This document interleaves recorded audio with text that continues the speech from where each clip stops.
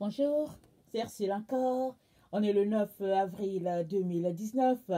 Alors, je viens sonner la trompette ce matin encore et je viens nous encourager à avoir l'esprit vraiment éveillé, à être réveillé. Je viens nous encourager à être des personnes vraiment connectées de manière à discerner toute séduction autour de nous. Parce que le jeu de l'ennemi, en ces temps de la fin, c'est de nous amener à être séduits par rapport à quelque chose que Dieu vraiment n'a pas pour nous. Et une fois que tu es séduit, alors tu es entaché.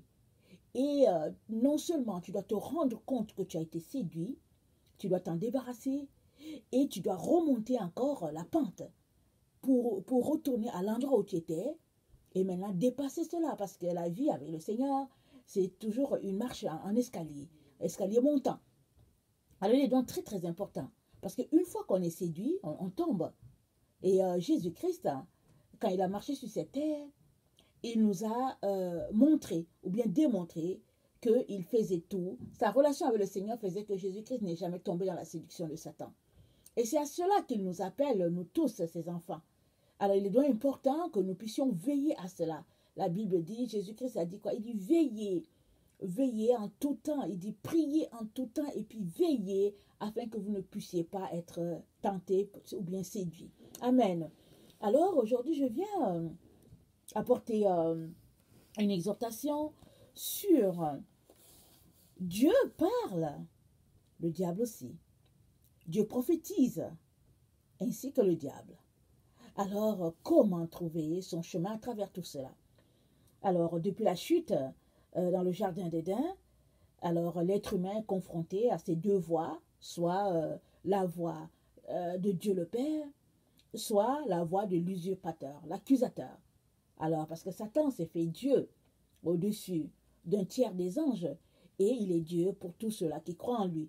Et nous voyons tous dans les industries de chansons, alors des gens qui donnent leur âme au diable. Alors, ils ont des renommées internationales, une renommée internationale, ils se font beaucoup d'argent, mais à la fin de leur vie, souvent ils cherchent à échapper, mais Satan réussit toujours à mettre la main sur eux, parce que, au fait, ils lui ont confié leur âme. Alors, question de dire que, qu'on le veuille ou pas, on est pris entre deux mondes, entre deux dieux. Alors, le Seigneur nous encourage à choisir le bon, le vrai, et puis c'est lui Dieu. Parce que quand Satan est venu tenter Ève, il lui a dit, non, non, non, si Dieu t'a dit de ne pas toucher à cet arbre, c'est parce qu'il ne veut pas que tu sois comme lui, c'est-à-dire qu'un Dieu. Alors on comprend que Ève, avait ses idées, Ève avait des idées de grandeur, certainement. Alors elle est venue goûter, finalement elle s'est retrouvée séduite. Et le Seigneur nous interpelle ce matin à cette réalité-là qui est là devant nous, devant chaque être humain. Ce chemin, à tous les jours, quand tu te réveilles, les deux chemins se présentent devant toi. Soit si tu es déjà sur l'autre chemin qui n'est pas celui de Dieu, soit tu persistes là-dedans, soit tu décides en ce jour d'en sortir. Parce que la Bible dit aujourd'hui, si vous entendez sa voix, n'endurcissez pas vos cœurs. Alors, c'est un choix. C'est un choix. Maintenant, suppose que tu es sur l'autre chemin, le chemin qui est contraire à celui de Dieu, et tu ne le sais pas. Mais comment savoir si on est vraiment sur le bon chemin ou pas? Comment savoir si on entend la vraie Dieu, la vraie voix de Dieu ou pas? Ou bien la voix de son accusateur? Comment savoir? Alors, dans Jérémie 23, le verset 13 à 15, la Bible nous dit ceci. Jérémie 23, le verset 15, le verset 13 à 15. Dans les prophètes de Samarie, dit l'Éternel, j'ai vu de l'extravagance. Ils ont prophétisé par Baal. Ils ont égaré mon peuple d'Israël. Question de dire que, voilà, le diable, il prophétise aussi. Okay? Ils ont égaré mon peuple d'Israël. Mais dans les prophètes de Jérusalem, j'ai vu des choses horribles. Ils sont adultères, ils marchent dans le mensonge, ils fortifient les mains des méchants, afin qu'aucun ne revienne de sa méchanceté. Ils sont dans tout, ils sont tous à mes yeux comme Sodome, et les habitants de Jérusalem comme Gomorrhe. C'est pourquoi ainsi parle l'Éternel des armées sur les prophètes. Voici, je vais les nourrir d'absinthe, et je leur ferai boire des eaux empoisonnées. Car c'est par les prophètes de Jérusalem que l'impiété s'est répandue dans tout le pays, dans tout le pays. Donc voilà. Alors, Dieu parle, mais Satan aussi parle. Et non seulement ici, les prophètes de Samarie, nous avons vu hier que Samarie, ce sont les cousins des Juifs qui ont fait un syncrétisme avec le Dieu d'Israël et puis le Dieu des divinités païennes. Alors, Dieu mentionne ici les prophètes de Samarie qui ont prophétisé par Baal, mais aussi il mentionne aussi que en Israël, en Jérusalem, il a vu pire, c'est que non, c'est que les prophètes, au fait, qui sont supposés marcher selon Dieu, parce que Israël c'est la terre sainte, alors ils sont remplis d'adultère, de mensonges, et puis ils sont méchants. Alors comment vont-ils prophétiser selon la droiture? Ils ne peuvent pas, parce que tout dépend de la vie que tu mènes. Tout dépend de qu'est-ce que tu ingurgites à tous les jours. Alors c'est quoi ta vie? Quelle est la vie que tu mènes? Parce que la Bible dit quoi? De l'abondance du cœur, la bouche parle. Si tu es quelqu'un qui est saint et qui marche dans la sainteté à tous les jours, comment est-ce que tu vas prophétiser par le mensonge? Ce n'est pas possible. Mais si tu es quelqu'un qui est juste versé vers le monde et puis les choses du monde, alors tu ne peux pas prophétiser par Dieu. Ce n'est pas possible. Alors, c'est-à-dire, quand on fait 1 plus 1, ça fait 2. Alors, si tu fais 1 plus 1 et que ça te donne 3 ou ça te donne 5, il y a un problème. L'évidence est là. Si tu es quelqu'un qui est constamment connecté à la source d'eau vive, si tu es quelqu'un qui est constamment connecté à l'huile qui sort du trône, comment vas-tu prophétiser le mensonge? Ce n'est pas possible. Alors, Genèse 41, le verset, à partir du verset 15, Pharaon a fait un rêve. Et Pharaon était un païen, mais Dieu lui a donné un rêve. Et le rêve que Pharaon a eu a été expliqué par un juif qui habitait sur cette terre-là, sur Joseph. Mais toujours est-il que un païen a eu un rêve venant de Dieu. Alors ce n'est pas parce que tu es païen que les rêves que tu vas recevoir vont forcément vont ne pas être de Dieu. Et c'est pas aussi parce que tu es chrétien que tout ce que tu vas recevoir viendra de Dieu. C'est pourquoi il est important que nous puissions discerner et puis marcher pas à pas avec le Seigneur pour savoir qui nous parle en réalité. Alors, Genèse 41, le verset 15 à 16 nous dit ceci. Pharaon dit à Joseph, j'ai eu un songe, personne ne peut l'expliquer, et j'ai appris que tu expliques un songe après l'avoir entendu. Joseph répondit à Pharaon en disant, ce n'est pas moi, c'est Dieu qui donnera une réponse favorable à Pharaon. Pharaon dit alors à Joseph, dans mon songe, voici, je me tenais sur le bord du fleuve. Alors, donc voilà, Joseph lui dit, non, c'est pas moi Joseph qui va expliquer, mais c'est Dieu qui va l'expliquer. Parce que Pharaon, qui est un païen, a fait un songe, il était troublé, on ne va pas lire toute l'histoire, mais sur son sol, il y avait un esclave juif qui était là, qui était connecté à Dieu le Père, et qui, étant petit, recevait déjà des rêves, et on l'a fait venir, et lui, il a dit, c'est pas moi qui vais expliquer, mais c'est Dieu qui va expliquer ce rêve-là. Et en ce temps, on ne pouvait pas parler de l'Esprit de Dieu, mais l'Esprit de Dieu était déjà en Joseph, parce qu'on a commencé à parler de l'Esprit de Dieu dans le livre des Actes, quand il y a le Saint-Esprit a visité les 120 personnes qui étaient dans la chambre haute. Mais toujours est-il que Joseph était rempli de l'Esprit de Dieu, et c'est par l'Esprit de Dieu que non seulement il avait ses rêves, mais aussi il pouvait les expliquer. Amen. Dans Lamentation 2, le verset 13 à 15, il nous est dit ceci. Lamentation 2, le verset 13 à 15. Il est dit ceci. J'espère que... Attends. Parce que... c'est Lamentation. Je n'ai pas la bonne référence. Lamentation. Ok, excusez-moi. J'ai pris la mauvaise référence. Ok. Lamentation 2, le verset 13 à 15. Que dois-je te dire? À quoi te comparais-je? À quoi te comparer, fille de Jérusalem? Qui trouvait de semblable à toi? Et quelle consolation te donner, vierge fille de Sion? Car ta plaie est grande comme la mer, qui pourra te guérir. Tes prophètes ont eu pour toi des visions vaines et fausses. Ils n'ont pas mis à nu ton iniquité, afin de détourner de toi ta captivité. Ils t'ont donné des oracles mensongers et trompeurs. Tous les passants battent des mains sur toi. Ils sifflent, ils secouent la tête contre la fille de Jérusalem. Est-ce là cette ville qu'on appelait une beauté parfaite, la joie de toute la terre? Tous tes ennemis ouvrent la bouche contre toi. Ils sifflent, ils grincent des dents et disent, nous l'avons englouti. C'est bien le jour que nous attendions. Nous l'avons atteint, nous le voyons. L'Éternel a exécuté ce qu'il avait résolu. Il a accompli la parole qu'il avait dès longtemps arrêtée. Il a détruit sans pitié. Il a fait de toi la joie de l'ennemi. Il a relevé la force de tes oppresseurs. Leur cœur crie vers le Seigneur. Mur de la fille de Sion, répand jour et nuit des torrents de larmes. Ne te donne aucun relâche et que ton œil n'ait point de repos. Donc, ici encore, le passage nous parle de ces prophètes-là qui ont eu des visions vaines et des visions fausses. Et il dit, au verset 14, il dit, ces prophètes-là n'ont pas mis à nu ton iniquité, afin de détourner de toi la captivité.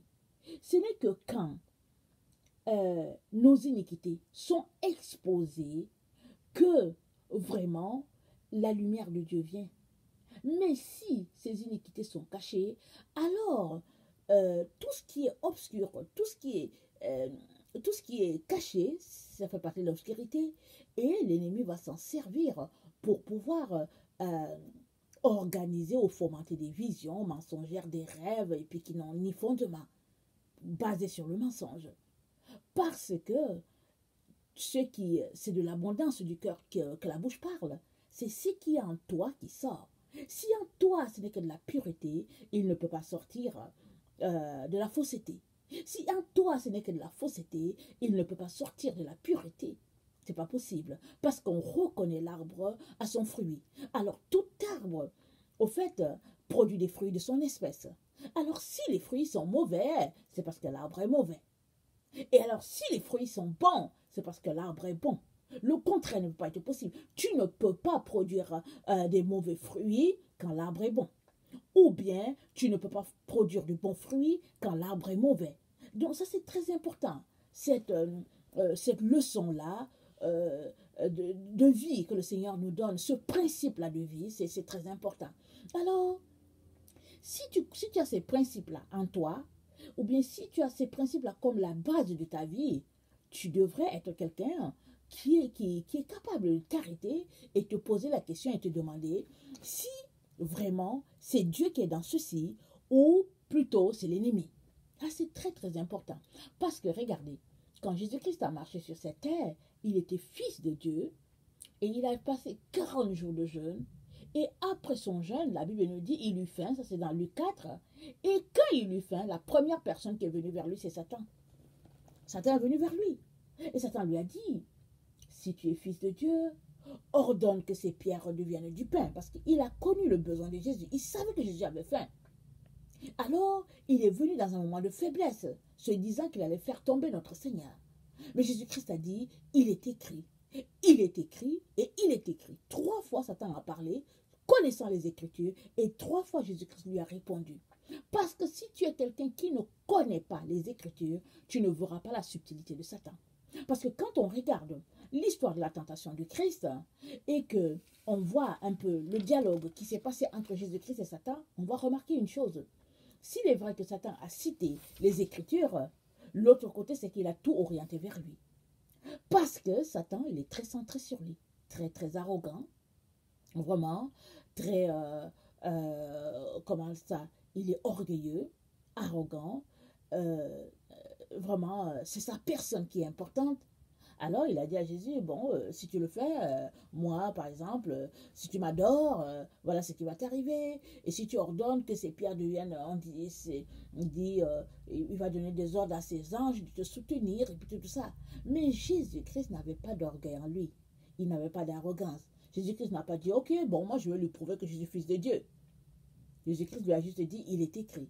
Et même quand Jésus-Christ est allé jusqu'à la croix, les gens ont continué de se moquer de Jésus en lui disant que, mais attends, tu as sauvé d'autres personnes, pourquoi toi tu ne te sauves pas? Ils sont allés vers lui, ils ont dit que si tu es vraiment fils de Dieu, alors descends de cette croix, on va croire en toi.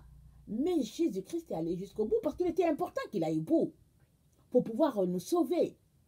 Alors si Jésus-Christ descendait pour dire que non, moi je suis fils de Dieu, je vous montre, et puis tout le monde va dire waouh, waouh, waouh, waouh, alors on n'aurait pas vraiment su si vraiment ils sont sincères ou pas. Mais Jésus-Christ n'a pas voulu faire du spectaculaire. Il était humble, il a toujours été humble. Il est venu incognito, il est passé incognito, afin que la personne qui croit en lui puisse tout simplement s'appuyer sur les œuvres de Dieu et non sur le frappe à l'œil, sur le tape à l'œil. C'est pas sur ça que Jésus-Christ est basé. Alors, donc voilà un peu ce qui s'est passé à l'histoire de la tentation. Mais comment sauras-tu, toi qui es un enfant de Dieu, qui cherche la face de Dieu nuit et jour, comment sauras-tu si c'est Dieu qui te parle ou pas? Comment? Parce que le monde dans lequel on vit est plein de beaucoup de subtilités. Et il y a beaucoup d'activités. Alors, ça va à 1000 à l'heure. Et puis, les idées, ça défile à un rythme vraiment plus vite qu'un avion. Les idées qui défilent à notre esprit. Comment savoir si c'est une idée qu'on vient de recevoir est de Dieu ou pas? Comment vas-tu le savoir? Alors, dans Jean 10, alors, le verset, du verset 24 à 30, j'aimerais ça lire. On va voir un peu ce que la parole nous dit à cet endroit-là. Jean 10, le verset 24 à 30. Voilà ce qui est dit. Les Juifs l'entourèrent et lui dirent, jusqu'à quand tiendras-tu, notre esprit en suspens? Si tu es le Christ, dis-le-nous franchement. Jésus leur répondit, je vous l'ai dit, et vous ne me croyez pas. Les œuvres que j'ai faites au nom de mon Père rendent témoignage de moi. Mais vous ne croyez pas, parce que vous n'êtes pas de mes brebis. Mes brebis entendent ma voix, et je les connais, elles me suivent. Je leur donne la vie éternelle, et elles ne périront jamais, et personne ne les ravira de ma main. Mon Père qui me les a donnés est plus grand que tous, et personne ne peut les ravir de la main de mon Père. Moi et le Père, nous sommes un. Alors les Juifs prirent de nouveau les pierres pour le lapider. Alors, Jésus-Christ leur dit, il dit, mes brebis entendent ma voix. Alors, est-ce que toi tu entends la voix du Seigneur? Mes brebis entendent ma voix. Et tout dépend donc de ce que tu consommes, de tout ce que tu ingurgites. Quand les disciples sont allés voir Jésus, ils ont dit à Jésus-Christ, oh, mais comment se fait-il que tes disciples, ils mangent, ils ne lavent pas les mains et tout? Jésus-Christ a dit, non, non, non, ce n'est pas ce qui entre en l'homme qui le souille, c'est ce qui sort de l'homme. C'est-à-dire que ce qui sort de toi, c'est ce qui est en toi. C'est ça qui te souille. Alors, si ce qui est en toi est bon, alors il sortira du bon. Il sortira de l'eau potable, de l'eau en abondance. Mais si ce qui est en toi est souillé, l'eau qui sortira de toi ne sera que de l'eau usée, de l'eau vraiment qui ne servira à rien. Alors, es-tu quelqu'un qui passe ta vie à regarder la télévision, à regarder les films obscènes, à te connecter à toutes sortes des choses de ce monde qui intéressent les gens, ton cellulaire, ta tablette, ton ordi, à quoi est-ce qu'ils te servent ces choses-là? Ta télévision, toutes ces choses-là. Quelles sont tes activités? Qu'est-ce que tu ingurgites à tous les jours? Alors, si c'est ça que tu ingurgites à tous les jours, normal que, une fois que tu es hors de ces choses-là, qu'ils viennent te parler, que les démons viennent te parler à travers toutes ces choses-là que tu regardes. Parce que l'esprit de l'homme, je pense que c'est dans Proverbe 28. Cherchez Proverbe 28. Ça dit que l'esprit de l'homme est la lampe de l'Éternel. Ton esprit, c'est la lumière que l'Éternel a placée en toi. C'est là que tout est éclairé, c'est là que Dieu te parle et tout et tout. Maintenant, si ce qui est en toi là est souillé, comment est-ce que Dieu pourra-t-il te parler clairement? Parce que quand bien même Dieu te parlerait clairement, tous ces démons-là qui occupent ton esprit vont prendre ce que Dieu t'a dit, ils vont le tordre à leur dessein parce qu'ils veulent tout simplement te perdre. Et en plus de cela, si tu es quelqu'un qui passe ton temps connecté à ces mondanités-là, tu ne pourras pas écouter Dieu parce que c'est des choses, c'est du bruit, hein? C'est du bruit, c'est de la distraction, c'est vraiment toutes sortes de distractions dans laquelle Dieu n'a rien à voir. Alors, entendre Dieu, ça revient aussi à se poser la question, qu'est-ce que tu consommes? Parce que c'est ce qui sort de toi qui te souille. Si ce qui entre en toi est pur, alors il sortira ce qui est pur. Mais si ce qui entre en toi est souillé, alors ne rêve pas d'espérer que c'est quelque chose de bon qui sortira de toi. Ce n'est pas possible. Amen. Alors, Jacques 4, le verset 8 nous dit, approchez-vous de Dieu et il s'approchera de vous. C'est à nous de nous approcher de Dieu. Si tu es son enfant, Jésus-Christ a dit, il a dit, mes brebis entendent ma voix. Ils ne suivent pas un étranger. Si tu es l'enfant de Dieu, tu vas tout faire pour le chercher. Tu vas tout faire pour connecter à lui. Parce que Dieu est déjà venu vers nous, en se révélant lui-même à nous. Et en plus de cela, en nous donnant son Fils, il est venu vers nous en faisant que, par exemple, on a connecté au fait qu'on a besoin d'une relation avec lui. Mais maintenant que tu as donné ta vie à Jésus-Christ, comment est-ce que tu vis? Est-ce que tu vis une vie de syncrétisme? Ou bien es-tu une personne qui a laissé vraiment le monde et qui t'est consacré uniquement à Jésus? Parce que Jésus, le message de Jésus, c'est lequel? Parce qu'aujourd'hui, dans le temps de la Odyssée où nous sommes, on nous fait croire que on peut aimer Jésus-Christ et aussi aimer le monde. Si bien que on est un peu confus dans notre esprit. Mais Jésus-Christ, son message, ça a été quoi? Jésus-Christ a dit, si tu veux venir après moi, que tu te charges de ta croix, il dit que tu renonces à toi-même et que tu te charges de ta croix. Car celui-là qui voudra sauver sa vie, il va la perdre. Si tu veux sauver ta vie actuellement, tu vas la perdre. Mais si tu perds ta vie à ce monde à cause de Jésus, Jésus dit tu vas retrouver cette vie-là. Alors Jésus-Christ entend te dire quoi? Que tu ne peux pas mener, tu peux pas marcher sur les deux chemins. Tu ne peux pas. Jésus-Christ entend te dire que tu es appelé à renoncer à une des vies pour vraiment être avec lui entièrement. Si c'est ça que tu as fait, alors va encore chercher la face du Père. Cogne à sa porte davantage pour lui dire, papa, je ne t'entends pas bien. Parce que si c'est ça que tu as fait, je peux te garantir que tu ne peux pas vivre sans être connecté à Jésus. Si tu as tout laissé pour Jésus, chaque jour tu viendras devant lui parce que tu veux l'entendre. C'est lui ton maître, c'est lui ton Seigneur, c'est lui ton tout, ton époux, tout pour toi, ton ami, il est tout pour toi. Alors tu voudras juste l'entendre. Tu laisseras toutes les choses parce que c'est Jésus ta passion. Tu veux juste entendre Jésus. Pardon, tu es captivé par lui. Il te saisit, il te ravit. Alors ce n'est que lui que tu veux entendre. Mais si Jésus-Christ n'est pas la priorité dans ta vie, normal que quand tu te réveilles, tu vas zapper la télévision, normal que quand tu mets ta radio pour entendre tout ce qui se passe, et puis bon, tu vas sur Internet, tu regardes ce qui se passe ailleurs, tu vas sur Facebook, tu vas sur Twitter, et puis tu connectes à tout le monde avant de venir dire, ok, je vais dire bonjour à Dieu, et puis pendant que tu fais ça, il est déjà à 11h ou bien même midi.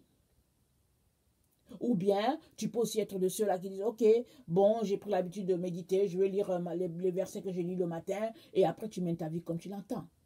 Ce n'est pas de ça qu'il est question. Si Jésus-Christ est ton maître, que tu as tout donné à lui, il n'y a pas de raison que tu ne puisses pas l'entendre. Tu vas l'entendre clairement, parce que tu vas le chercher, tu vas rester à ses pieds. C'est là ton bonheur, tu vas juste rester là. Et tu vas tout faire pour t'approcher de Dieu, parce que Jésus-Christ dit quoi? Approchez-vous. C'est Jacques qui parle. Approchez-vous de Dieu, il s'approchera de vous. C'est à toi de faire le pas de t'approcher de Dieu. Alors ne reste pas là les mains dans les poches ou bien les bras croisés en se disant que bon, ok, Dieu va me chercher, il a besoin de moi et tout. Non. Je pense que c'est vraiment de revoir un peu la conception de la chrétienté. Alors, si donc tu cherches Dieu, tu t'approches de lui, le Saint-Esprit viendra en toi. Il fera sa demeure en toi.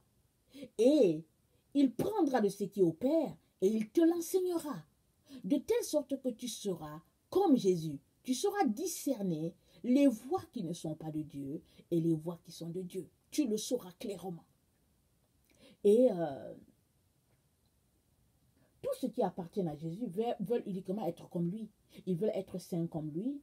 Ils veulent produire les œuvres que Jésus a produites. Ils veulent être la lumière. Et puis ceux qui ont Jésus en eux, ils font tout pour amener les autres à Jésus. Ils font tout pour alerter les autres, pour leur dire, venez, venez, venez. Jésus-Christ est la vérité. Parce que tous ceux qui trouvent Jésus, ils annoncent aux gens, ils disent, j'ai trouvé le Messie. Je l'ai trouvé. Même si les autres se moquent de lui, il dit, non, je l'ai trouvé. Parce qu'ils veulent que les autres saisissent aussi cette vérité-là. Alors, mais si, au fond de ton cœur, tout ce que tu veux, c'est plaire à ton ego, te satisfaire. Tout ce que tu veux, c'est avoir cette satisfaction-là d'être quelqu'un. Si tout ce qui te plaît, c'est juste que ton nombril soit satisfait et que vraiment le reste, ça n'a pas d'importance. Si tout ce que tu cherches, c'est être vraiment arrogant, vraiment, comment on appelle ça, orgueilleux, impédant et tout, ne sois pas étonné que ce n'est pas Dieu qui te parle. Tu penses que c'est Dieu, mais ce n'est pas Dieu. Et en plus de cela, quand Dieu parle, la chose se réalise. Quand Dieu parle, la chose se réalise. Mais la chose aussi de Satan. Satan aussi, quand il parle, il fait tout pour que ces choses aussi arrivent. La différence entre Dieu qui parle et puis Satan qui parle, c'est que Satan, quand il va parler, ça sera toujours dans le matériel. Satan, quand il parle, il fait toujours allusion au matériel. Il ne parle pas des choses spirituelles. Et puis quand il parle des choses spirituelles, ce n'est que du faux. Par exemple, les guérisons miraculeuses. Il y a des gens qui viennent qui disent, oh oui, j'ai été guéri, j'avais ceci, j'ai été guéri. Et puis, quand c'est une guérison démoniaque, c'est tout simplement que bon, Satan était en toi, alors il t'avait donné une maladie, et là il se retire.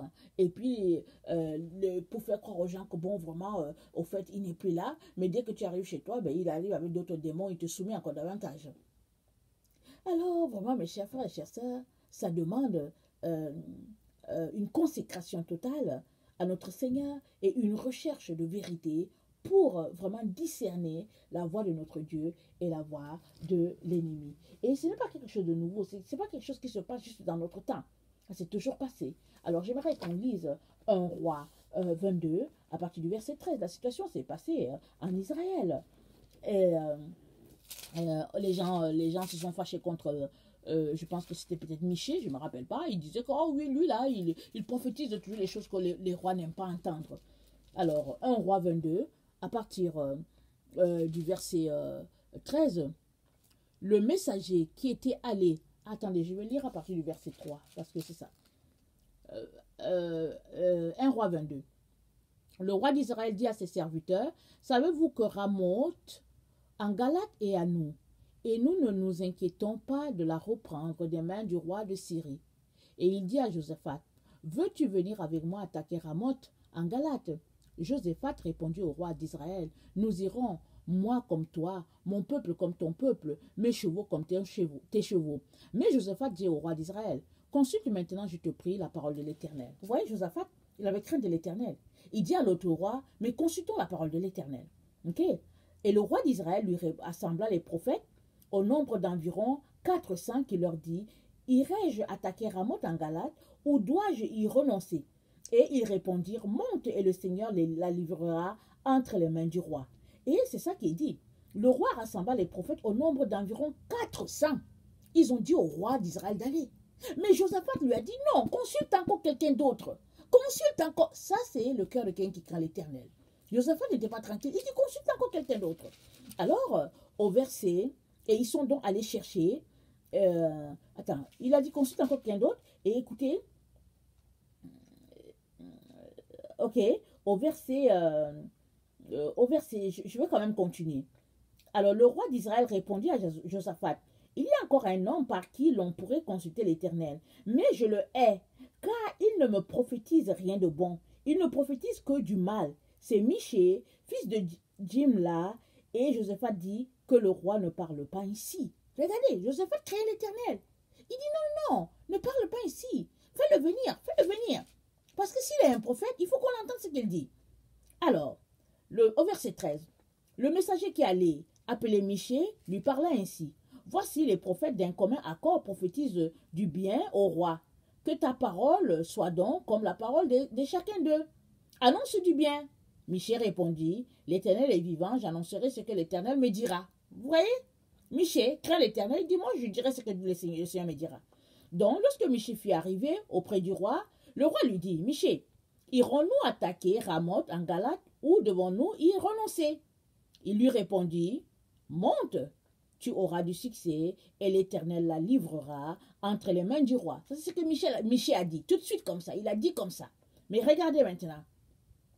Et au verset 16, et le roi lui dit, combien de fois me faudra-t-il te faire jurer de me dire de la vérité au nom de l'Éternel? Donc, par rapport à la réponse du roi, on comprend que Miché parlait ironiquement. Il est en train de dire, ok, monte, monte. Alors maintenant, regarde ce que Miché répondit.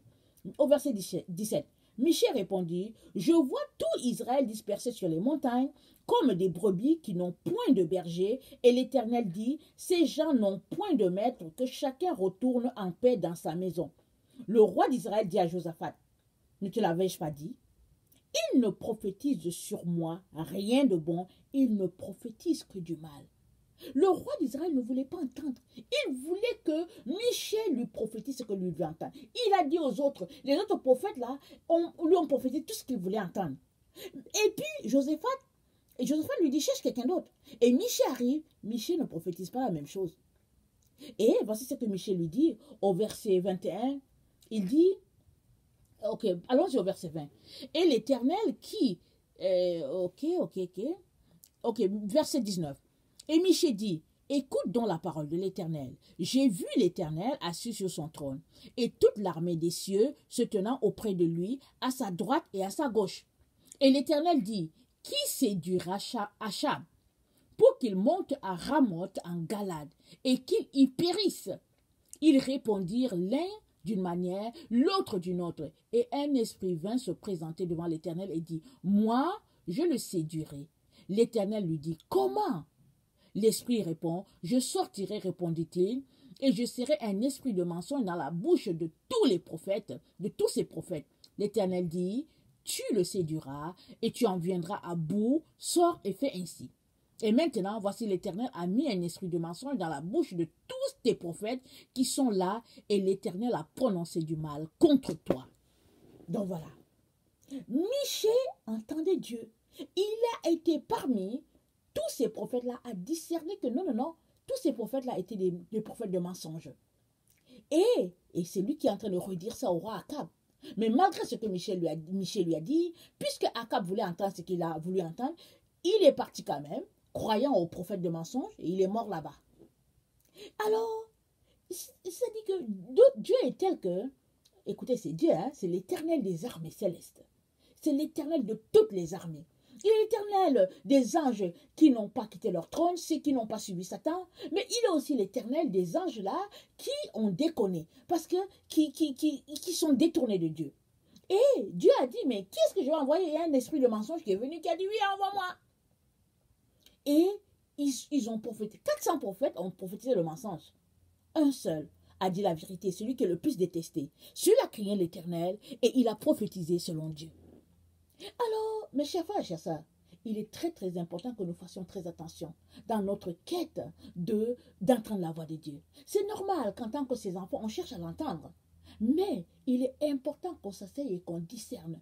Est-ce que notre vie est une vie qui plaît à l'Éternel? Parce que si ta vie ne plaît pas à l'Éternel, les démons eux-mêmes sont installés en toi pour pouvoir prophétiser, tu faisant croire que c'est Dieu.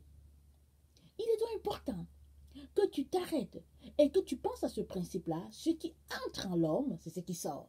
Qu'est-ce que tu consommes? Qu'est-ce que tu ingurgites? Qu'est-ce qui entre en toi tous les jours? Est-ce qu'il entre la Bible? Oui, c'est bien, mais qu'est-ce qui entre d'autres?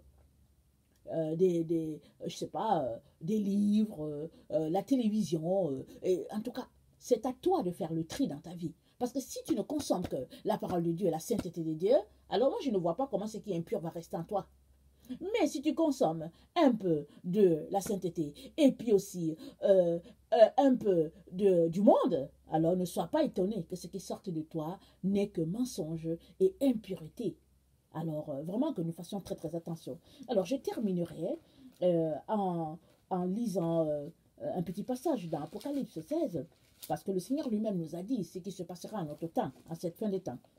Alors Apocalypse 16, le verset 12. Le 6e ange versa sa coupe sur le grand fleuve l'Euphrate et son eau tarit, afin que le chemin des rois venant de l'Orient fût préparé. Et je vis sortir de la bouche du dragon, et de la bouche de la bête, et de la bouche du faux prophète, 3 esprits impurs, semblables à des grenouilles. Alors, mes chers frères et chères sœurs, les esprits de mensonge, ils sont partout. Les esprits de vérité aussi sont partout. Et ce que tu voudras qui sortira de toi, c'est à toi de l'amener.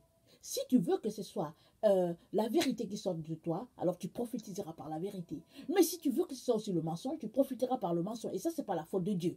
C'est à toi de choisir. Dieu t'a dit de rester sur le chemin étroit, le chemin resserré. Parce que c'est là que se trouve Dieu. Et il ne permettra pas qu'un esprit impur vienne là. Parce qu'il se comportera envers toi comme il s'est comporté envers Michée. Mais si tu aimes la route spacieuse, où tout passe là-dedans, quand bien même tu aurais ta Bible, ton cantique en main et tout, ben les esprits de mensonge viendront là parce qu'ils ne craignent pas le chemin spacieux. Mais le chemin étroit, ils ne viennent pas. Ils ne se pointent pas là, parce que l'Éternel des armées est à cet endroit. Amen. Voilà, que le Seigneur vraiment vous bénisse. Je peux faire m'arrêter là pour aujourd'hui, et je prie vraiment que le Seigneur nous donne de discerner clairement sa voix. Si toi tu es quelqu'un qui ne connaît pas le Seigneur, je t'invite à inviter Jésus-Christ dans ta vie. Parce que Jésus-Christ, c'est lui le chemin, le pont entre Dieu et les hommes. C'est lui la vérité, c'est lui la vie, c'est lui la lumière. Alors si tu as Jésus-Christ, tu as la vie. Si tu n'as pas Jésus-Christ, tu n'auras pas la vie. Moi, je te conseille d'avoir la vie. Alors que le Seigneur vraiment puisse te donner de digérer cela et de trouver Jésus-Christ, le Sauveur du monde. Voilà, je vous aime beaucoup et Dieu davantage. Soyez bénis. Merci.